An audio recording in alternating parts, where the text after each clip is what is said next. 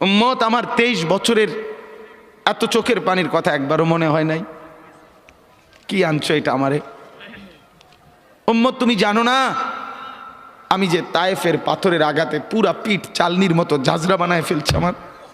শোনো নাই তুমি? আমারে যে উহুদের ময়দানে দান দান শহীদ করে রক্তাক্ত করছে, তুমি শোনো নাই? আমি যে 14 দিন পেটে ক্ষুধার তাড়নায় পাথর বাঁধছিলাম, উম্মত তোমার মনে নাই? একবারও শোনো নাই আমার ক্ষুধার কষ্ট, আমার পিঠের ব্যথা, আমার দাঁতের ব্যথা, আমার কাঁধে 2টা কড়া ঢুকে গেছে উম্মত। আমার ঘরে 3 মাস আল্লাহর নবীর স্ত্রী আয়েশা বলছে, আল্লাহর কসম উম্মত, আম্মা জান আয়েশা বলে 1 ফোঁটা চুলায় আগুন জ্বলে নাই। মা আওকাদাত ফি আবিয়াতে রাসূলিল্লাহ নারুন, নবীর একজন বিবির ঘরেও আগুন জ্বলে নাই। দয়া করে মেহেরবানি করে আল্লাহর কোরআনের সাথে সম্পর্ক বাড়াবেন, বলেন ইনশাআল্লাহ। দোস্ত আপনারা পড়তে পারেন, আপনারা যারা পড়তে পারেন আপনারা কোরআন থেকে জীবন বঞ্চিত করিয়েন না। কোরআন থেকে বঞ্চিত হয়ে আপনি যা শিখছেন এর দ্বারা যেটুকু দুনিয়া ভোগ করছেন, আমারে মাফ করেন, আপনার সমাজে অসংখ্য মূর্খ বকলমও ওইটুকু দুনিয়া ভোগ করে। কথা বোঝেন নাই? অনেক উচ্চ শিক্ষা গ্রহণ করে আপনি যা দুনিয়া বোঝেন, যা দুনিয়া ভোগ করেন, আপনার সমাজের বহু মূর্খ বকলম নাম দস্তখত করতে জানে না, টিপসই দেয়, সেও দুনিয়া দুর্ভোগ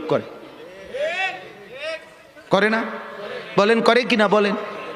একজন উচ্চ শিক্ষিত, আমি প্রতিদিন বলি, একজন উচ্চ শিক্ষিত মানুষ যেটারে টাইলস বলে, একজন মূর্খ মানুষ এটারে মাটি কয়। কি কয়? তো সাইডছে তো সমানে তলু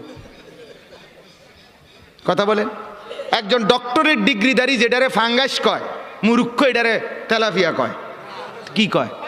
তো ওটা চিনে না কি? ওটা কি বুঝছে না? ওটা বেড়া বোঝে, বেড়ি বোঝে, রাত বোঝে, দিন বোঝে, সকাল বোঝে, দুপুর বোঝে, হাসি বোঝে, কান্না বোঝে, রোদ বোঝে, বৃষ্টি বোঝে, আলো বোঝে, অন্ধকার বোঝে, বিএস বোঝে, সিএস বোঝে, আরএস বোঝে, দলিল বোঝে, বিস্কুট বোঝে, সানাসুর বোঝে, বন বোঝে, বিড়ি বোঝে, সিগারেট বোঝে। কি বোঝে না কি এতে? তো বলেন আপনি দুনিয়া কি ভোগ করছে? পৃথিবীর সবচেয়ে দামি টাইলস মূর্খের বাড়িতেও আছে কি না বলেন? কিন্তু সেজদা সবার কপালে নাই। হ্যাঁ, কোরআন সবার কপালে নাই।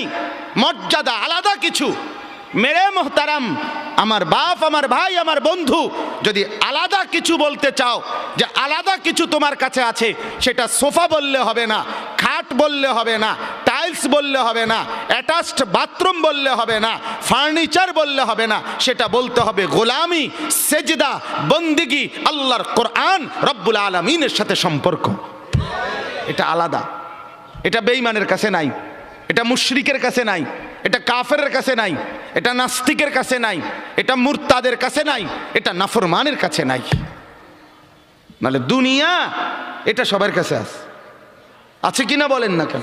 হ্যাঁ, দুনিয়া আমরা যা ভোগ করি, চতুষ্পদ জন্তু জানোয়ার তার চাইতে বেশি ভোগ করে।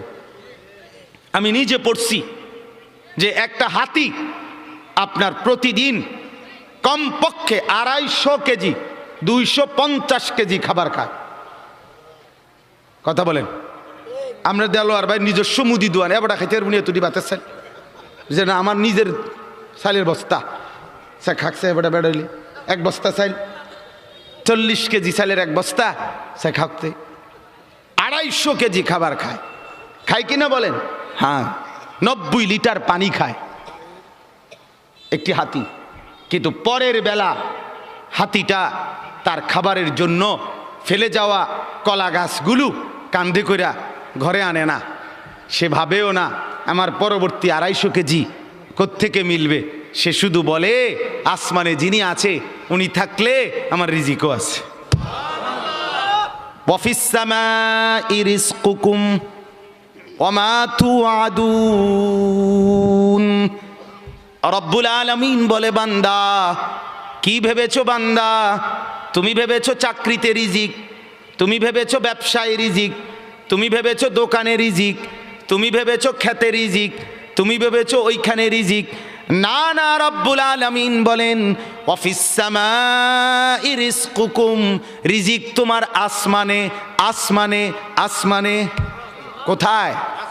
একের বাংলা কথা, ডাইরেক্ট বাংলা, এটা ডাইরেক্ট বাংলা মনে হয় যেন। ওয়াফিস সামাই রিজকুকুম, আসমানে তোমাদের রিজিক। আর কেমনে কইতো, কি বাংলায় নি কইতো আর